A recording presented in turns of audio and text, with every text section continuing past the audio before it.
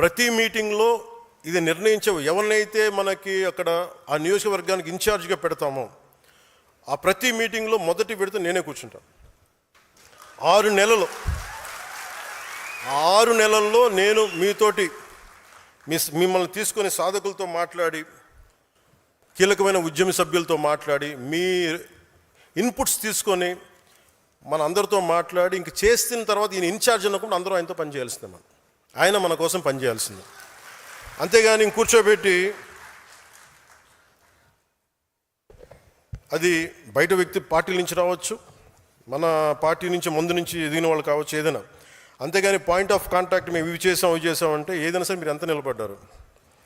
చాలామంది పదవులు తీసుకొని మెంబర్షిప్ చేయడం 10 మంది కనీసం వాళ్ళకుందా లేదో మెంబర్షిప్ నాకు డౌట్ వస్తుంది. కొంతమంది చూస్తాం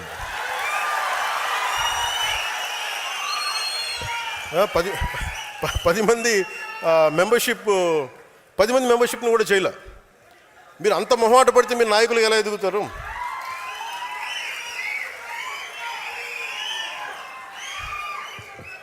అంటే మీ అరుపులు ఎంత కోపం ఉందో నాకు అర్థమవుతుంది.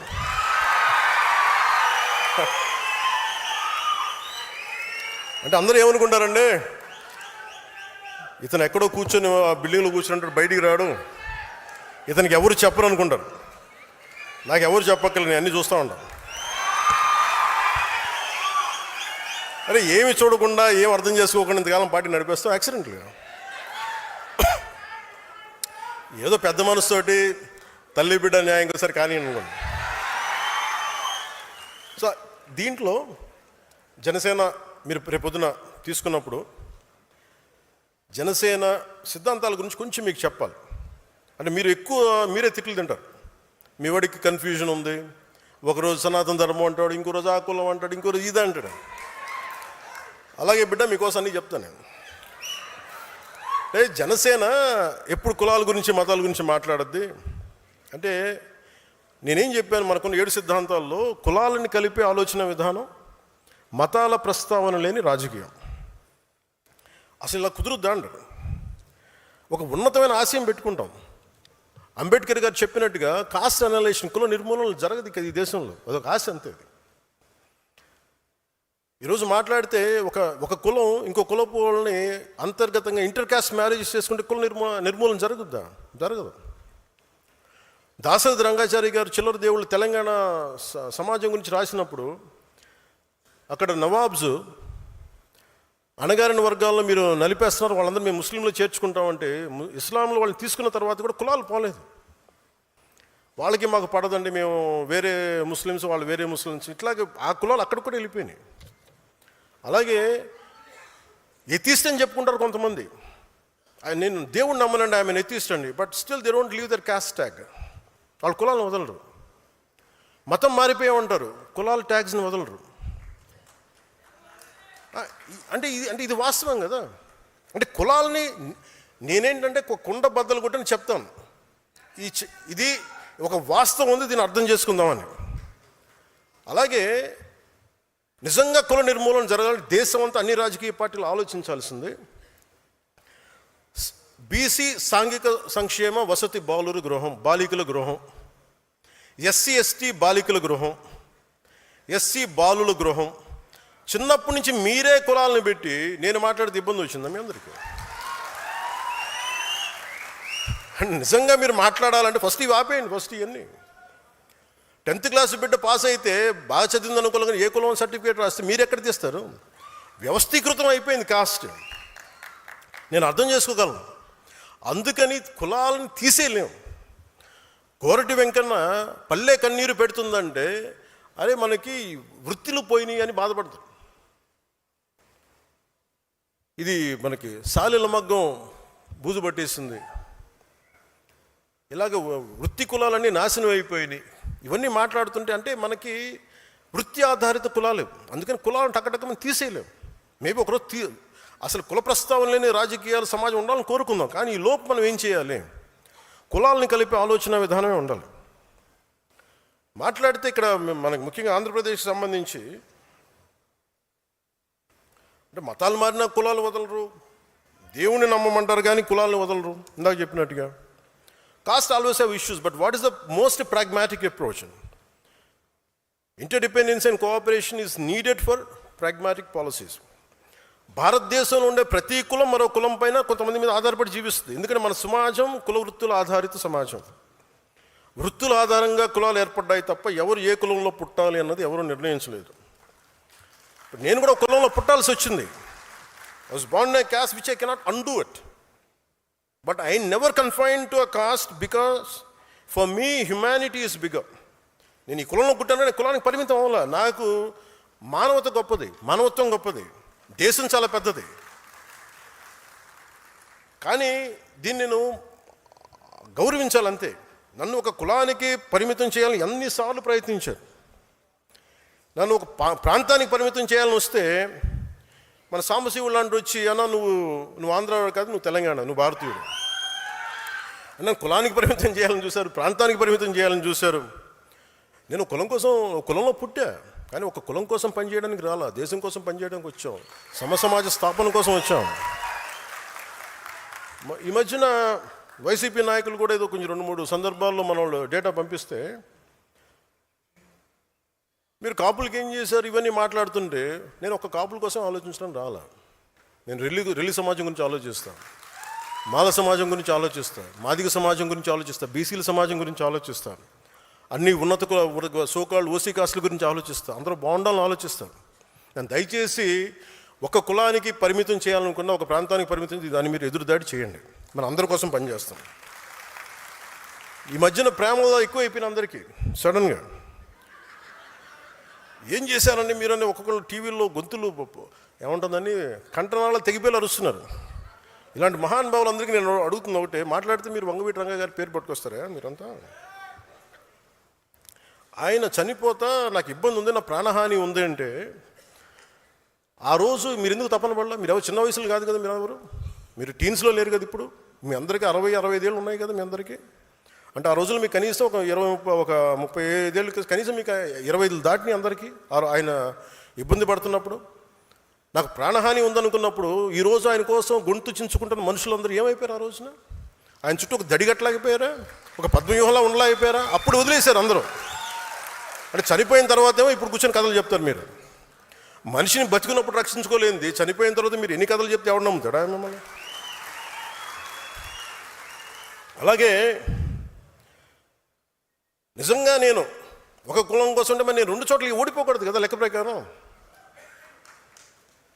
భీమవరంలో ఓడిపోకూడదు, గాజువాకలో ఓడిపోకూడదు, కులం అంతా వేస్తే అలా ఈరు. That's a point I want to make. అలాగే కన్షీరామ్ గారు వచ్చినప్పుడు తిలక్ తరాజ్ తల్వార్ ఇంకో జ్యోతిషమానం అనేది ఉంటుంది. అంటే బ్రాహ్మణుల్ని, వ్యాపారవేత్తల్ని, వైశ్యుల్ని, క్షత్రియుల్ని దాడి వాళ్ళని కొట్టాలండి, చెప్తూ కొట్టండి. కానీ అది కొంతకాలం పనిచేసింది, అప్పుడున్న పరిస్థితులకు దీనికి పనిచేసింది. కానీ ఇంకొక టర్మ్కి వచ్చేటప్పటికి అది సర్వజన సమాజం, బహుజన సమాజం. ఇంత చేసిన మాయావతి గారు కూడా తిరిగి బ్రాహ్మిన్ కమ్యూనిటీ సపోర్ట్ తీసుకుని ఆవిడ గెలిచారు, ముఖ్యమంత్రి అయ్యారు.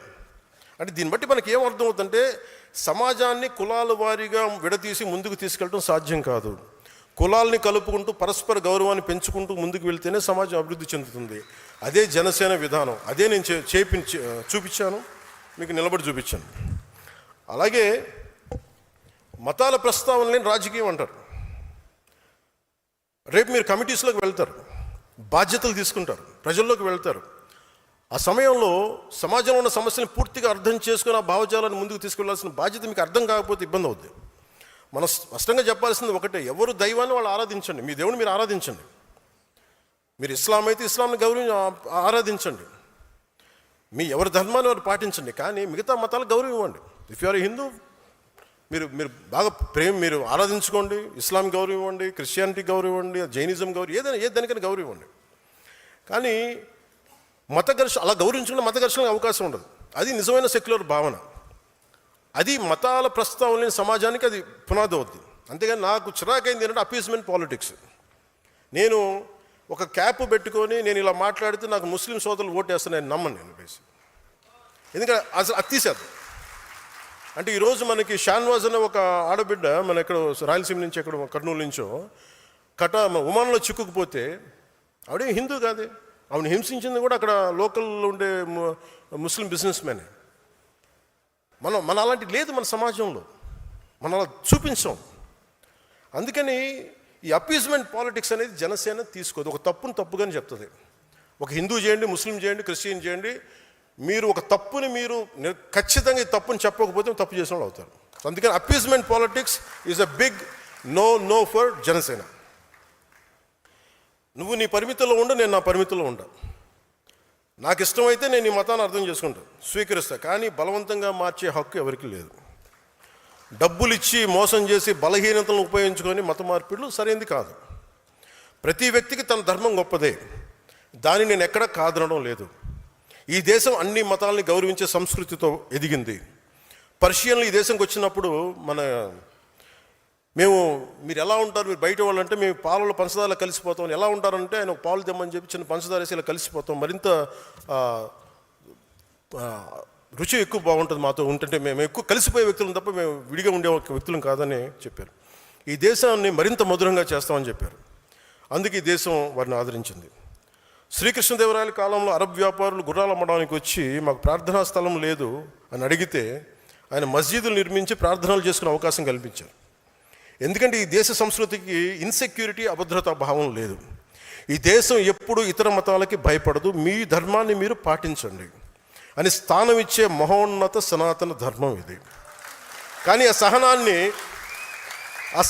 సహనాన్ని బలహీనతగా భావించి ఆ సంస్కృతిని మేము చంపేస్తాం, ఆ సనాతన ధర్మాన్ని నలిపేస్తాం, నశింపజేస్తాం అంటే అది మీరు ఈ నేల స్వభావాన్ని అర్థం చేసుకోకపోవటమే. ఎన్నికల సమయంలో కొంతమంది బొట్లు పెట్టుకుని ఆలయాలు తిరుగుతారు. సనాతన ధర్మంపై దాడులు జరిగినప్పుడు మటుకు మేము సనాతన ధర్మాన్ని నిర్మూలిస్తామని బహిరంగ మాట్లాడతారు.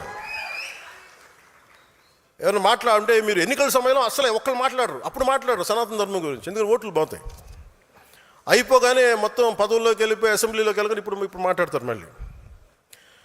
లేదు, సనాతన ధర్మం అనేది వేల ఏళ్ల నాగరికత. అది హిందూ సనాతన ధర్మ is a self correcting mechanism. ఇది ఒకడు స్థాపించింది కాదు, ఒక వ్యక్తి స్థాపించింది కాదు, అది అనాదిగా జరుగుతుంది. It has a self correcting దాంట్లో తప్పులు ఉన్నాయి, తప్పులు కరెక్ట్ చేసుకుంటూ వెళ్తుంది. అంతేగాని కూర్చోబెట్టి గిరిగీసుకుని ఇంతే అని చెప్పి ఒక ఫిక్స్డ్ రూల్ లేదు. అందువల్ల సనాతన ధర్మాన్ని మీరు నశింప చేయలేరు. అంటే ఇది ఈ సందర్భాన్ని పెట్టుకొని అంటే మీకు ఎందుకు చెప్తున్నానంటే, ఇది మీరు అందరూ అనుకుంటారు కదా నేను ఎందుకు ఇంత బలంగా మాట్లాడతానని. అంటే ఈ సందర్భాన్ని నేను దీన్ని అర్థం చేసుకొని మీకు తెలియజేస్తాను. చాలామందికి మహానుభావులకి, సనాతన ధర్మాన్ని తిట్టే మహానుభావులందరికీ అంటే మీకు భారతీయుడు చెప్తే నచ్చదు కదా. ఎక్కడో జర్మనీలో ఉండే ఒక ప్రొఫెసర్లో లేదంటే కూర్చోబెట్టి అక్కడ కూర్చొని ఒక షోపెన్ హావర్ లాంటి ఒక జర్మన్ ఫిలాసఫర్ చెప్తే మీకు అర్థం అవుతుంది. కనీసం సనాతన ధర్మం గురించి ఆయన ఏం చెప్పారు మీకు తెలియజేస్తాను. అంటే ఆయన అన్న మాట చెప్పండి, the fruit of the highest Vedas, the fruit of the highest human knowledge and wisdom, the kernel of which has finally come to us in the Upanishads and as the greatest gift to the 19th century. అలాగే ఇది నేను తర్వాత tweet చేస్తాను, లేదంటే మన శతజ్ఞులు పెడతాను. కానీ but ఇక్కడ నేను చెప్పదలుచుకుంది ఏంటంటే, విదేశాల నుంచి, ఐరోపా ఖండం నుంచి ఇక్కడికి వచ్చి ఇక్కడ సమాజాన్ని మార్చాలనుకునే వాళ్ళకి ఏం జరుగుతుందని చెప్పడానికి ఆయన చెప్పింది ఏంటంటే, మీరు ఇక్కడికి వచ్చి మీరు ఈ మతాన్ని నిర్మూలింప చేద్దాం అనుకునే వాళ్ళు ఎలాంటిదంటే, it is just the same as if we fired a bullet at a cliff. In India our religions will never at any time take root. The ancient wisdom of the human race will not be supplanted by the events happened elsewhere. On the contrary, Indian wisdom flows back to Europe and will produce a fundamental change in our knowledge and thought. అంటే మీరు భారతదేశాన్ని మార్చేద్దామని చెప్పి మన భావజాలంతో పెడితే అది మనల్ని ఎలాంటిదంటే, ఒక హిమాలయ శిఖరాన్ని చిన్నపాటి తుపాకీతో కొట్టినాడు. దానికి ఏమవుతుంది, దాని గ్రాండీర్ ముందు, దాని మ్యాగ్నానిటీ ముందు. అది ఏమి అవ్వకపోగా, అది మనల్ని మార్చకపోగా, అది మన భావాల్ని మార్చేస్తుంది. ఇది షోపెన్ హావర్ చెప్పింది. ఇది సనాతన ధర్మాన్ని విమర్శించే వాళ్ళందరికీ మీరు ఒకసారి పుస్తకాలు చదివితే, ఇలాంటి పుస్తకాలు చదివితే ఇలాంటి పిచ్చి మాటలు మీరు మాట్లాడరు.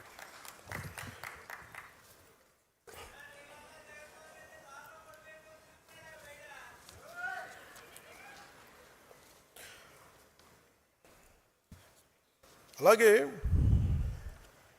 మతం కనిపెట్టినప్పుడు మటుకు మైకులు లేవు. అలాగే హిందూ మతంలో కూడా ఇప్పుడు నేను మాట్లాడితే, నేను తిరుపతి లడ్డు విషయం గురించి మాట్లాడితే చేసిందంత ఎవరు? క్రిస్టియన్స్ లేరు, ముస్లిమ్స్ లేరు, హిందువులే. హిందూ మతాన్ని గౌరవించిన హిందువులు అంటే నా చిరాకు. నాకు దాంట్లో ముస్లిమ్స్ ఎక్కడున్నారు, క్రిస్టియన్స్ ఎక్కడున్నారు? అలాగే మైక్స్ పెట్టి ఇబ్బంది పెడతా ఉంటాయి కొన్నిసార్లు. మన కాకినాడలో కూడా చూస్తూ ఉంటే వినాయక చవితికి పాటలు ఏంటనుకుంటున్నారు? నవ్వుతా. వినాయకుడి పాటలు పెట్టట్లా, అబ్బని తీయని దెబ్బ ఇలాంటి పాటలు పెడుతున్నారు. అంటే మనం ఎంత గౌరవిస్తున్నాం చూడండి. మిగతా మతాలను చూసి నేర్చుకోవాలి కదా, ఇస్లాంని చూసి హిందువులు నేర్చుకోవాలి కదా. వాళ్ళు అలాంటి పాటలు పెడతారా? ఎప్పుడు కూడా మీ మతాన్ని ఎవరన్నా వెటకారం చేస్తున్నారు, పరిహసిస్తున్నారంటే ఫస్ట్ తప్పు మనలో ఉంటుంది. ఫస్ట్ అది హిందువులు అది కరెక్ట్ చేసుకోవాలి. అలాగే మతాలు పుట్టినప్పుడు మైకులు పుట్టల. ఈ మధ్యన గొడవలు వచ్చేస్తూ ఉన్నాయి. ఇలాంటి అవకాశాలు మీకు మీ మీ మీ బాధ్యతలు మీకు వస్తాయి, భవిష్యత్తులో వచ్చేస్తాయి. మీకు మైకులు పెట్టి పెద్ద పెద్ద సౌండ్ ఉన్నప్పుడు శబ్ద కాలుష్యం ఉంటుంది. ఇలాంటి అంశాలు వచ్చినప్పుడు గొడవలు పెట్టే వాళ్ళతోటి గొడవలు మీరు ప్రజలకు అర్థమయ్యేలా వివరించండి. కొన్నిసార్లు కోపాలు వస్తాయి, కోపతాపాలు ఉంటాయి, భయపడకుండా మాట్లాడండి. నేనైతే అలాగే మాట్లాడతాను. ఎందుకంటే ఈ దేశంలో ఓట్ల కోసం అప్పీస్మెంట్ రాజకీయాలు చెయ్యం, జనసేన చేయదు. We don't do appeasement politics. ఇది జనసేన ఆదేశిక సూత్రంగా మీరందరూ గుర్తుంచుకోవాలి. అలాగే భాష గౌరవించే సాంప్రదాయం, జనసేన ప్రాథమిక సిద్ధాంతాల్లో భాషను గౌరవించే సాంప్రదాయం ఎందుకు పెట్టామంటే, భాష మనకి ఎప్పుడు ప్రతిబంధకం కాదు. మహాత్మా గాంధీ గారు ఏ భాష మాట్లాడా మనం ఎప్పుడైనా అడిగామా? ఎందుకంటే ఈ దేశం భాషలతో విడిపోయేది కాదు, భావాలతో కలిసేది. మన భాష కాని వారిని మనం దేవుళ్ళ ఆరాధిస్తాం. జీసస్ క్రైస్ట్ అని తెలుగు వ్యక్తి కాదు, మహమ్మద్ ప్రవక్త తెలుగు కాదు. వారి భావజాలాన్ని గౌరవిస్తాం. అరబిక్ మాట్లాడే సంస్కృతి నుంచి వచ్చిన ఆలోచనల్ని ప్రపంచం మొత్తం స్వీకరించింది. ఎందుకంటే భాష కంటే భావం గొప్పది. ఈ దేశంలో జాతీయ నాయకులను కూడా మన భాషతో కొలవలేము. జాతీయ గీతం జనగణమన తెలుగులో లేదు, బెంగాలీలో ఉంది. అందుకే ప్రతి భారతీయుడు గౌరవంగా పాడతాడు. అందుకని ఈ దేశానికి భాష ఎప్పుడు అడ్డంకి కాదు. విభిన్నమైన భాషలు మన దేశాన్ని విడగొట్టలేవు, మరింత బలంగా ఏకం చేస్తాయి. యువత మన మధ్య చిన్న స్పర్ధలు పెట్టి భాషలతోటి మనల్ని విడగొట్టాలని చూస్తారు. అది మీరు కూడా చాలా జాగ్రత్తగా గమనించాలి. తెలంగాణ యాస మీద కూడా చిన్నపాటి ఇబ్బంది ఉన్నప్పుడు అది నేను సినిమాలో చెప్తా ఉండేవాడిని. అందుకని తెలంగాణ యాసని మాండలిక నా సినిమాలో పెట్టాను. ఎందుకంటే నాకు అంత ఇష్టం అని చెప్పడానికి, మన భాషా యాసల మీద గౌరవంతో. ఈ మధ్య కేవలం ఒక భాషే కాదు, యాస కూడా ఒక రాజకీయ అంశంగా మారిపోయింది. ఒకటే భాష అయినా మాండలికాలు వేరుగా ప్రతి 30 కిలోమీటర్ల యాస మారిపోద్ది, ప్రతి 50 కిలోమీటర్ల సంస్కృతి మారిపోద్ది. హిందీ నుంచి తమిళం వరకు ప్రతి భాషలో ఉంది ఇలాంటి. తమిళనాడులో మధురై యాస వేరుగా ఉంటుంది, చెన్నైలో వేరే ఉంటుంది. అందుకని దాదాపు దేశంలో 1500 పైగా భాషలు ఉన్నాయి. ప్రజలు 22 షెడ్యూల్ భాషలు ఉన్నాయి. ప్రతి భాషకి యాసకి ఒక అందం ఉంటుంది, ఒక నుడికారం ఉంటుంది, ఒక ప్రత్యేకమైన పద సంపద ఉంటుంది. ప్రతి ప్రాంతం తమ సంస్కృతి నుంచి పుట్టిన మాటలే తమ జీవన విధానాన్ని తెలియజేస్తాయి. అందుకని భిన్నత్వంలో ఏకత్వం. అందుకని మహాత్మా గాంధీ గారిని చూసినప్పుడు ఇందాక చెప్పినట్టు ఆయన ఏ భాష అన్నాను, ఆయన భావం ఏం చెప్పారని అడుగుతాం. మన భాషలో అర్థం చేసుకుంటాం. మెకాలే మనకి ఇంగ్లీష్ నేర్పించాడు, సంతోషం. కానీ నేను నా మూలాలను మర్చిపోయి ఇంగ్లీష్ చదువుకుంటాను. అందుకే నా వేదాల గురించి నేను అర్థం చేసుకున్నాను మెకాలే ద్వారా. అందుకని నేను తమిళం, మరాఠీ ఎందుకు నేను మాట్లాడతానంటానికి, ఆ భాషల మీద గౌరవం ఇవ్వడానికి. సో కేంద్ర ప్రభుత్వం తీసుకొచ్చిన 3 లాంగ్వేజ్ పాలసీని మనం సమర్థిస్తున్నామంటే అది అవసరం. ఎక్కువ భాషలు నేర్చుకుంటే జ్ఞానం పరిధి పెరుగుతుంది, కానీ తగ్గదు. హిందీ కావచ్చు, తమిళం కావచ్చు, మరి ఏ భాషనే కావచ్చు.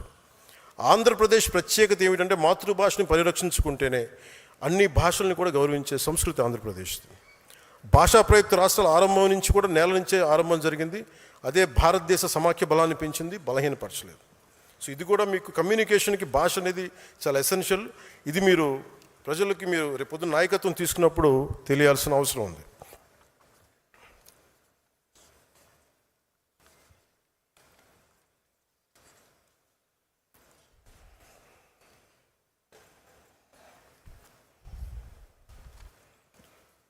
మీరు నాయకులుగా మీరు ఎదగాలనుకున్నప్పుడు మీరు ఈ భావాన్ని చాలా ఒక 12 సంవత్సరాల తర్వాత మాట్లాడుతున్నాను ఇంత ఓపెన్గా.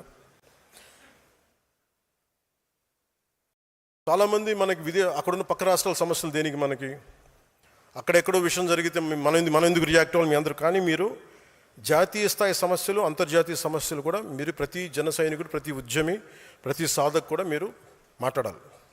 దానికి కావాల్సిన డైరెక్ట్ మేము ఇస్తాం. అది ఎందుకని చెప్తున్నానంటే, మీరు ఇవన్నీ అర్థం చేసుకున్నప్పుడు పైన ఆలోచించి మీరు ముందుకెళ్తే ఏం జరుగుతుందని, ఉదాహరణకి బంగ్లాదేశ్ ఉంది. ఈరోజు బంగ్లాదేశ్ ఎట్లా ఉంటుంది, భారతదేశం ఇలా ఉన్నప్పుడు ఈ చికెన్ నెక్ అని ఉంటుంది. సడన్గా ఒక చోట భారతదేశంలో ఉండి ఇటువైపు భారతదేశం ఉంటుంది, ఇటువైపు భారతదేశం ఉంటుంది. ఇక్కడ మరి చికెన్ నెక్ చిన్న పార్ట్ ఉంటుంది, ఆ మధ్యలోదంతా బంగ్లాదేశ్.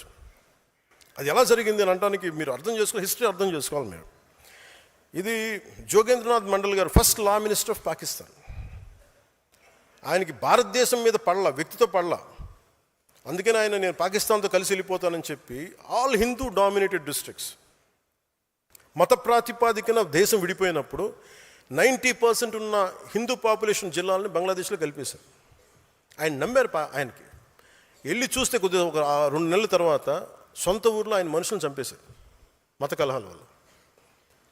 ఆయన కుటుంబం చిన్న భిన్నం అయిపోయింది. ఆయన కజిన్స్ చచ్చిపోయారు. ఆయన కాందీసుకుడిగా వచ్చి చచ్చిపోయాడు కలకత్తాలో. అంటే ఒక నాయకుడు వ్యక్తి మీద కోపంతో లేదంటే ఈ దేశం ధర్మం మీద కోపంతో అటు వెళ్ళిపోతే ఏం జరుగుతుందో మనం చూసాం. అందుకని మీరు ప్రతి సంఘటన వెనుక నేను మాట్లాడుతున్నప్పుడు దానికి చాలా హిస్టరీ చదివి ఉంటాను, నేను అర్థం చేసుకుని ఉంటాను, మేధావులతో మాట్లాడుంటాను. అందులో నేను ఒక మాట చెప్పినప్పుడు ఇది ఉట్టినే చెప్పడు అన్నది మీరు కావాలి. మీకు ఏదైనా డౌట్స్ ఉంటే నేను మాట్లాడుతాను, వాటి గురించి మీకు తెలియజేస్తాను. అందుకని ప్రాంతీయ పార్టీ అనేది ఒక జాతీయవాదాన్ని విస్మరించకూడదు. కేవలం ప్రాంతీయతతో కూడిన బెనిఫిట్సే చూసి మీరు జాతీయవాదాన్ని వదిలేసి ఇలాంటి సమస్యలే వస్తాయి. అందుకని ప్రాంతీయతని గౌరవించే జాతీయవాదం, ఎనీ యాంటీ ఇండియన్ రెటారిక్, భారతదేశాన్ని విచ్ఛిన్నం చేసే ఎలాంటి రెటారిక్ అయినా సరే మీరు ఖండించాలి. మీకు మోదీ గారి మీద కోపం ఉంటే ఆయన తిట్టండి, బీజేపీ మీద కోపం ఉంటే ఆయన తిట్టండి, జనసేన మీద తిట్టుంటే కోపం ఉంటే తిట్టండి.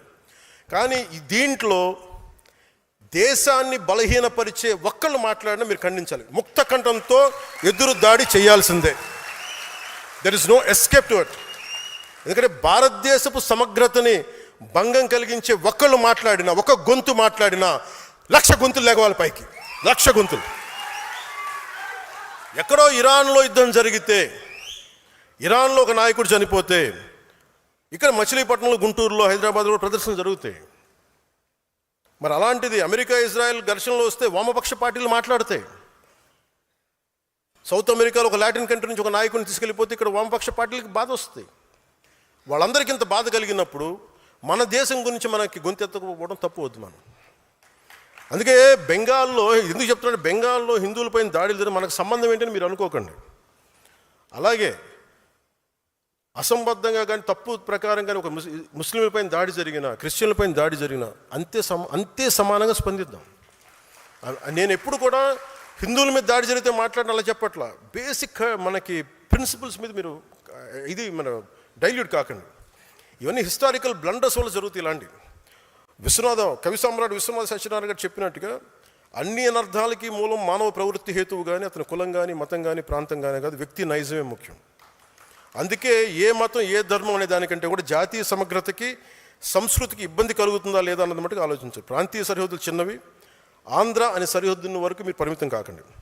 అమరావతి రైతులు కూడా చెప్పాను, మీరు జై అమరావతి అనకండి, జై ఆంధ్ర అనండి. ఎందుకంటే మీరు జై అమరావతి అనే కొద్దీ మీ కష్టం మీ 30 ఎకరాలకు వెళ్ళిపోతుంది, 33,000 ఎకరాలకు వెళ్ళిపోతుంది. మీరు జై ఆంధ్ర అన్నప్పుడు 5 కోట్ల మంది ప్రజలకు వెళ్తుంది, మీ బాధ తెలుస్తుంది. మీరు జై అమరావతి అన్నప్పుడు నాకు మనసులో కలుగుకుంటుంది, వీళ్ళు ఇంత పెట్టేసుకున్నాను. తర్వాత మాట్లాడటం వాళ్ళు జై ఆంధ్ర అని ప్రారంభించడం సంతోషం. ఎందుకంటే మన తెలంగాణను చూసి నేర్చుకోవాలి. సభ మాట్లాడు జై తెలంగాణతో మొదలు పెడతారు.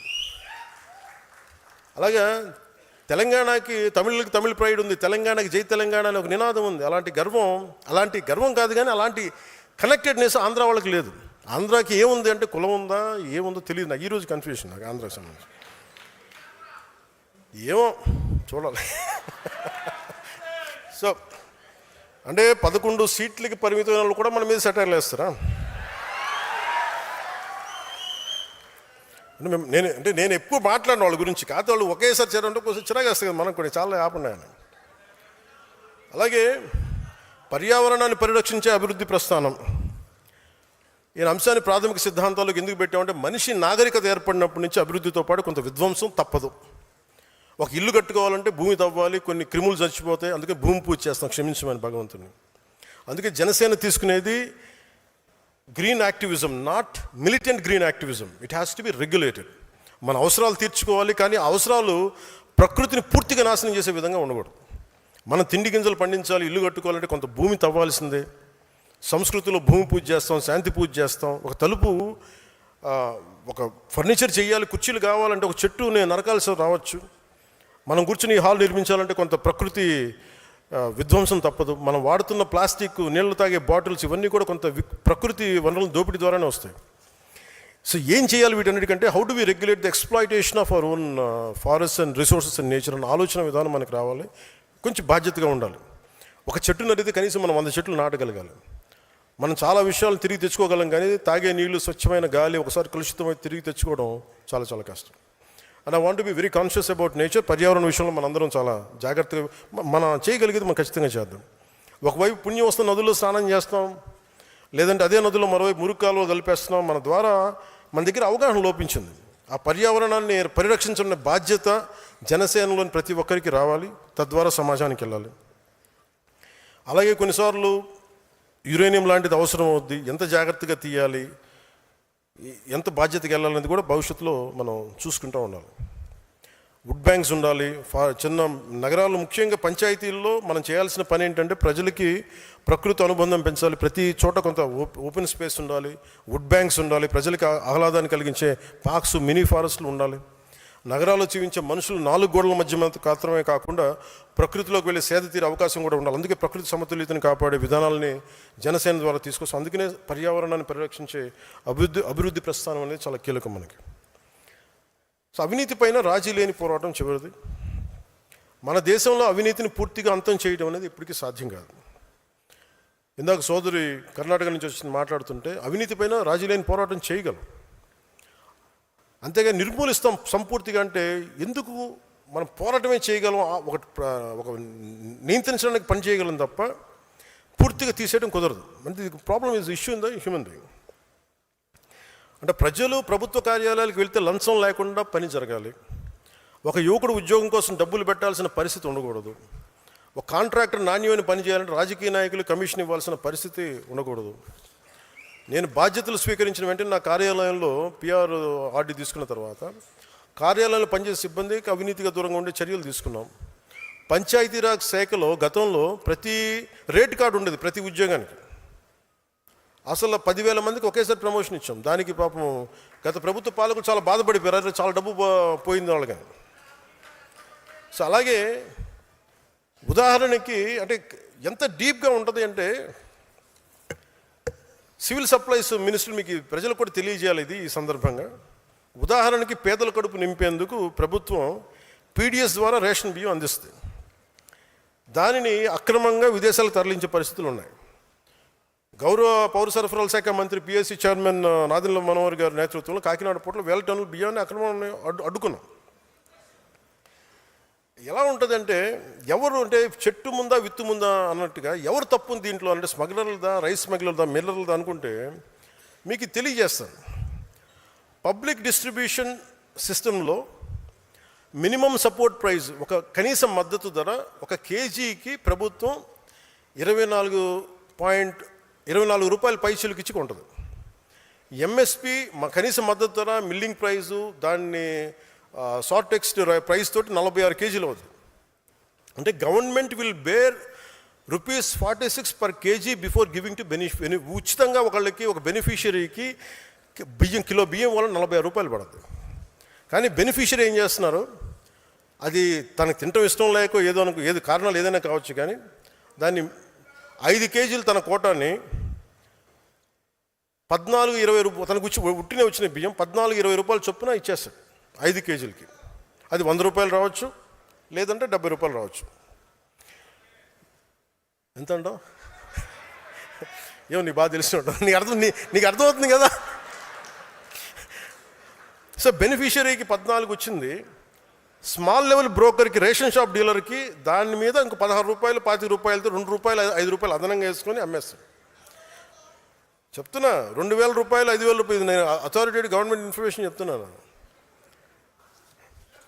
2,000 రూపాయలు, 5,000 రూపాయలు మెట్రిక్ టన్నుకి వాళ్ళు సంపాదిస్తారు. ఇంకా చెప్పని రాని మీడియం లెవెల్ బ్రోకర్స్ 20 నుంచి 27 రూపాయలు కేజీకి వాళ్ళు చేస్తారు, 10 రూపాయలకి అమ్మిన దాన్ని. అది మెట్రిక్ టన్నుకి 28,000 నుంచి 33,000కి వీళ్ళు వ్యాన్ ద్వారా, చిన్న ట్రక్ ద్వారా సెల్ చేస్తారు. వ్యాన్లో 3 నుంచి 5 మెట్రిక్ టన్నులు ఉంటుంది. ఇప్పుడు మీరు చెప్పిన బిగ్ ట్రేడర్స్ వీళ్ళందరూ కలిసి ఒక లారీకి 25 మెట్రిక్ టన్నులు అనుకుంటే 2.5 నుంచి 3.5 లక్షలు తీసుకుంటారు. 250 మెట్రిక్ టన్నులు దీనికి. ఎండ్ యూజ్ ఎట్లా వెళ్ళిపోతుంటే rice millers, fish feed, poultry industries, mixing with commercial rice, export markets including foreign trade, beverage industries. ఒక్కొక్క షిప్లో ఎలా వెళ్తే 40,000 మెట్రిక్ టన్నులు వెళ్తే బల్క్ స్కామ్ ఇది. ఒక షిప్కి 4 నుంచి 5 కోట్లు స్కామ్ చేస్తారు ఒక షిప్కి. మనం సీజ్ ద షిప్ అంటే 6 వారాలు ఆఫ్ చేయగలిగాం. 5 వారాలు సార్, 5 వారాల ఒక 5 వారాలు ఆఫ్ చేయగలిగాం. ఎందుకంటే మళ్ళీ దాంట్లో నిజంగా ఎక్స్పోర్ట్ చేసే రైస్ కూడా ఉంటుంది. అంటే ఇంత కష్టంగా ఉంది, కానీ రాజీ లేకుండా పోరాటం చేస్తాం. మరి ఇలాంటి దానికి ఏం చేయాలి అంటే ఫండమెంటల్ పాలసీ మార్చాలి. అది కేంద్ర ప్రభుత్వంతో కూర్చుంటామా, మిగతా ప్రభుత్వాలతో కూర్చుంటామా, అసలు కేంద్రం దీన్ని దృష్టిలో పెట్టాలి. సో అందుకని ర్యాండమ్గా మీరు ఒక నినాదం కింద చేసేయకండి. ఇది ఎందుకు చెప్తున్నాను అంటే, ఏ సందర్భంలో చెప్తున్నానంటే, ఇది మేము అవినీతిపైన రాజీ లేని పోరాటం అంటే వీ హ్యావ్ టు పరిష్కారాలు ఎతకగలగాలి. ఇది ఎందుకు ఉత్పన్నమైంది, ఎందుకు వచ్చిన సమస్య, దీన్ని ఎలా సర్దగలం, దాని మీద మనం ముందుకు తీసుకెళ్ళాలి. అందుకని మీరు ఈ అవినీతిపైన రాజీ లేని పోరాటానికి మీరు నిజంగా ప్రజలకు, సగటు మనిషికి ఇబ్బంది అవుతుంది అనుకున్నప్పుడు, ఒక చిన్నపాటి ఇల్లు కట్టుకోవాలనుకున్న మేము లంచాలు అడుగుతుంటే ఎదురు తిరగాల్సిందే, ఇవ్వమని మొరాయించాల్సిందే. దానికి జన సైనికులు, దానికి సాధకులు కానీ ఉద్యమిలు కానీ మీరు నిలబడాలి. మీరు అండగానే ఉంటేనే ప్రజల్లో మార్పు వస్తుంది. దానికి మీకు అండగా ఉంటాం మీరు చేస్తే. ఓకే, ఇంక చివరిలో నేను మాట్లాడగలిగేది అలయన్స్ది. జనసేన అలయన్స్ ఎలా స్టార్ట్ అయింది. ముఖ్యంగా మొన్న తమిళనాడు ఎలక్షన్స్ వచ్చి ఆయన ముఖ్యమంత్రిగా నన్ను చంపేస్తారు అందరం. దాని పరిస్థితులు వేరు, మన పరిస్థితులు వేరు.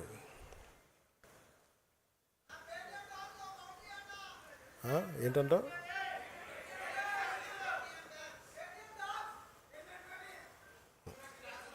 అంటే ఎందుకు చెప్తా అంటే, దాని పరిస్థితులు వేరు, మన పరిస్థితులు వేరు. మనం అలా రాలా. నేను ఒక పార్టీని ప్రజలకి మార్పు తీసుకురావాలన్న దాంట్లో వచ్చాను. నేను గద్దర్ గారిని చూసాను దగ్గరుండి, నక్సలిజంని చూసాం. ఒక ఆశయాన్ని నమ్మి వెళ్ళిపోయి చాలా బలమైన యువత చనిపోతే చాలా బాధ కలిగింది. అంటే ఒక భావజాలాన్ని తీసుకెళ్లేటప్పుడు పదవులు వీటన్నిటికంటే కూడా భావజాలాన్ని పట్టుకోవాలని ఒక దాంతో దాకా తీసుకొచ్చాను. ఇది తీసుకొచ్చినప్పుడు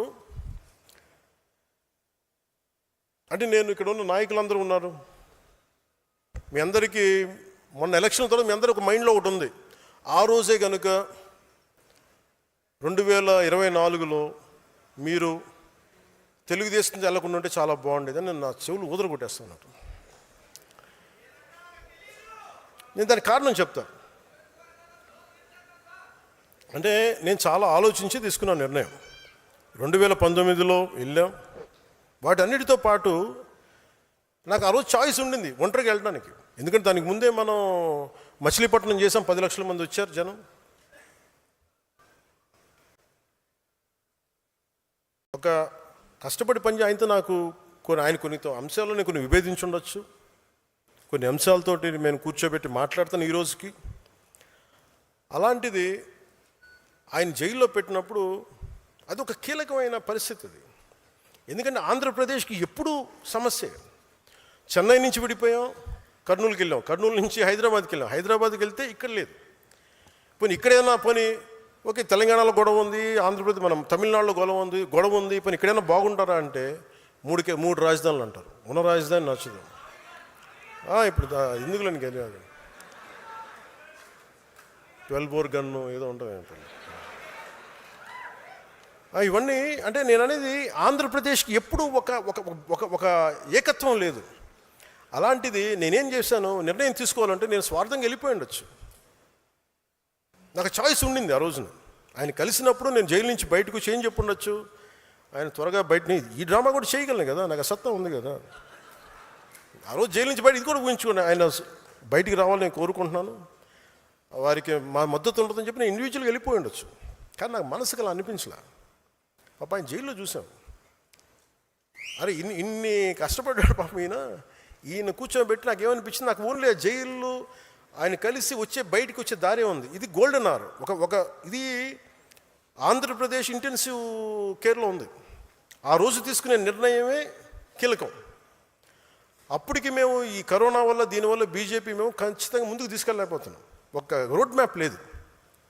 ముందు నుంచి అడుగుతూ ఉన్నాం, రోడ్ మ్యాప్ లేదు. నాకేమనిపించింది, ఇంకొకసారి కనుక వైసీపీ ప్రభుత్వం వస్తే ఈసారి ఎవరిని బతికినివ్వరు. ఇంట్లో ఆడపిల్లలను లాగేస్తారు వీళ్ళు. నేను అప్పటికి చూశాను పరిస్థితులు.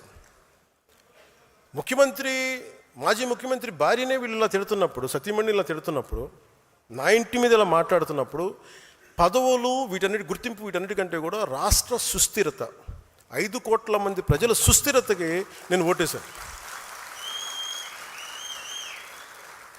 ఆ నిర్ణయం తీసుకున్నప్పుడు చాలామంది తెలుగుదేశం నాయకులు దాన్ని, ఆయన జైల్లో ఉన్నప్పుడు కూడా నా దగ్గరికి వచ్చారు చాలామంది. అన్న మా నాయకుడికి చెప్పన్నా, ప్రధానమంత్రి గారు చెప్పన్నా. అందరం కృషి చేసాం, తెలుగుదేశం పార్టీ నాయకులు కృషి చేసుకుని అందరం కృషి చేసాం. బయటకు వచ్చాం, కనీవిని ఎరుగని మెజారిటీలతో ప్రభుత్వం వచ్చింది. అలయన్స్లో ఇబ్బందులు లేవంటే కొన్ని ఉన్నాయి.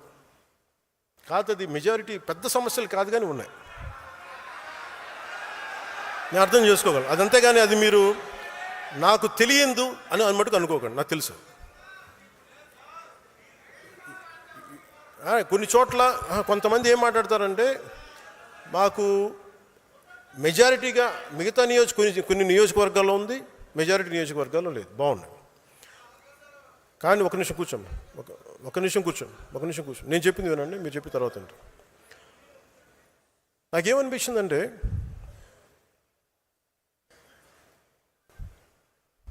మెజారిటీ బాగానే ఉంది కానీ అక్కడక్కడ కొంచెం సమస్యలు ఉన్నాయి. ఆ సమస్యల్ని మేము ఒక కమిటీ చూసుకుంటుంది. ఆ కమిటీ కూడా నిర్ణయించుకో